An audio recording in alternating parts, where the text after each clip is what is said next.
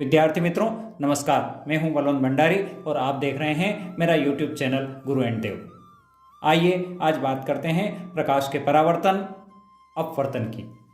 की घटना, अपवर्तन की घटना तथा इनके नियम।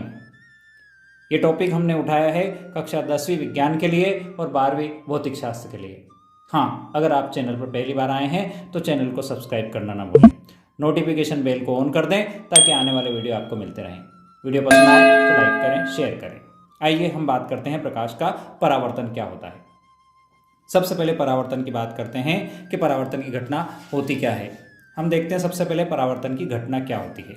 परावर्तन की घटना ये एक कोई चिकनी सतह है, परावर्तक सतह है, यानी यूँ कह सकते हो कि समतल दर्पण है या कोई ऐसी चिकनी सतह, पालिशदार सतह, इसके ऊपर एक प्रकाश की किरण आती है।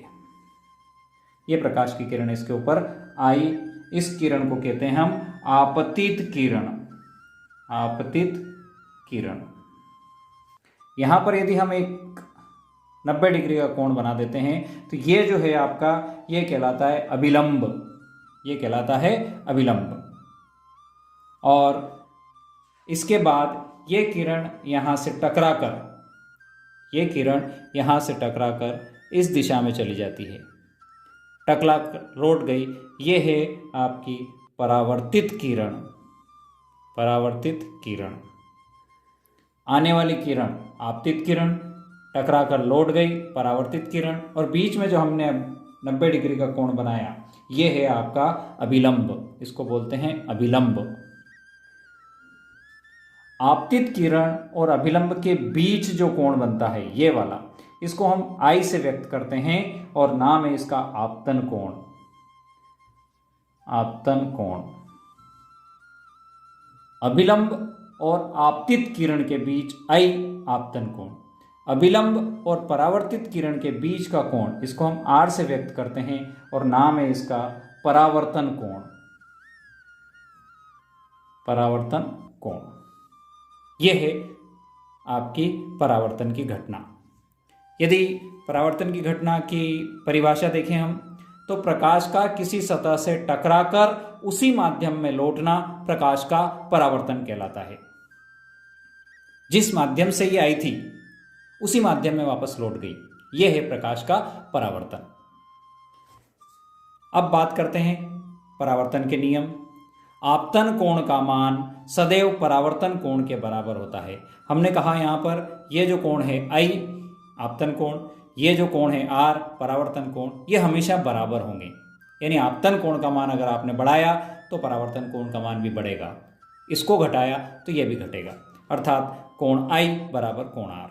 यह है पहला नियम। दूसरा नियम, आपतित किरण आपतन बिंदु पर, यह आपतित किरण इस आपतन बिंदु पर अभिलंब और परावर्तित किरण तीनों एक ही तल में होते हैं, एक ही तल में स्थित होते हैं। यह है परावर्तन और परावर्तन के नियम। अब बात करते हैं दर्पण। दर्पण कितने प्रकार के होते हैं? तो एक दर्पण होता है समतल दर्पण, एक होता है उत्तल दर्पण, एक अवतल दर्पण। हम उन्हीं दर्पणों की बात कर रहे हैं जो मुख्य रूप से हमारे समझने के लिए आवश्यक है। आइए आगे बढ़ते हैं। सबसे पहले बात करते हैं हम समतल दर्पण की। समतल दर्पण, एक तरफ से इसकी चिकनी पालिश कर दी जाती है तो यह बनता है आपका समतल दर्पण। यानी हम साधारण सा समझना चाहें तो जिसमें हम हमारा चेहरा देखते हैं, सामने की सतह बिल्कुल सीधी है, सपाट है, पीछे पालिश है, यह दर्पण कहलाएगा समतल दर्पण। यानी इधर से हम चेहरा देखते हैं, पीछे की ओर पालिश होती है। इसमें पालिश कहाँ होगी? पीछे की ओर पालिश। ये दर्पण समतल दर्पण कहलाएगा।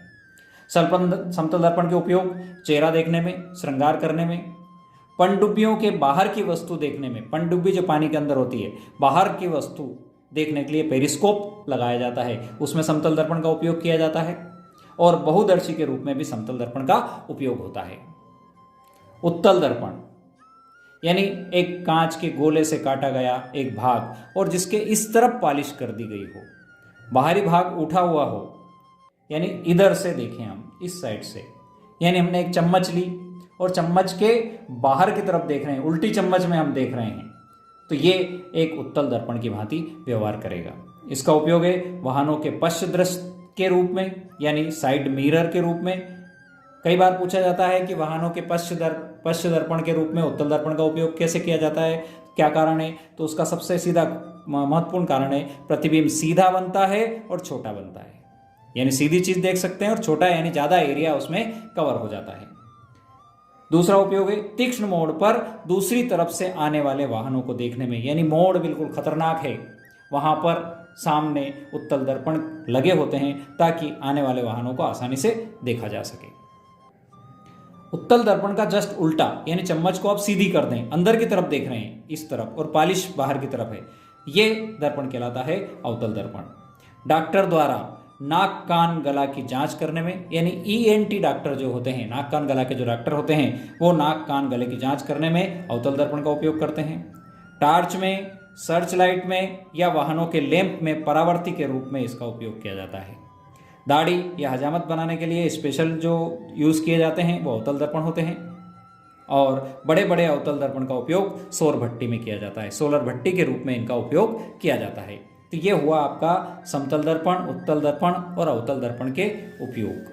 अब हम बात करते हैं प्रकाश का अपवर्तन। प्रकाश का अपवर्तन, परावर्तन की घटना में हमने कहा था कि एक माध्यम से आया और उसी माध्यम में लौट गया, उसी माध्यम में। अब यहाँ पर यदि एक माध्यम से आता है और आने के बाद ये यहाँ पर एक तल है, दो सतहों का, दो तलों का संपर्क बिंदु है। ऊपर हम मान लेते हैं कि यहाँ पर वायु है और यहाँ पर कांच या पानी है, यानी ये विरल माध्यम है, ये सघन माध्यम है।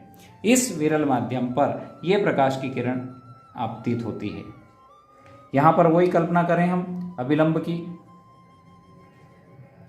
आने वाली किरण, आपतित किरण, अभिलंब के साथ बनने वाला कोण, आपतन कोण, 90 डिग्री से जिसको हमने बनाया वो है आपका अभिलंब। अब चूंकि प्रकाश के परावर्तन में ये किरण आई थी, यहां टकराई थी और ऐसे लौट गई थी। चूंकि यहां पालिश थी, सतह के ऊपर नीचे की तरफ पालिश थी, सतह के दूसरी तरफ पालिश थी, यहां पर पालिश नहीं है, सिर्फ संपर्क तल है। तो ये प्रकाश की किरण अंदर प्रवेश करेगी, एक माध्यम से दूसरे माध्यम में प्रवेश करेगी। अब अगर हम सिंपल से देखते तो ये किरण सीधी ऐसी निकल जाना थी, लेकिन ऐसे न जाते हुए ये अभिलंब की ओर झुक जाती है।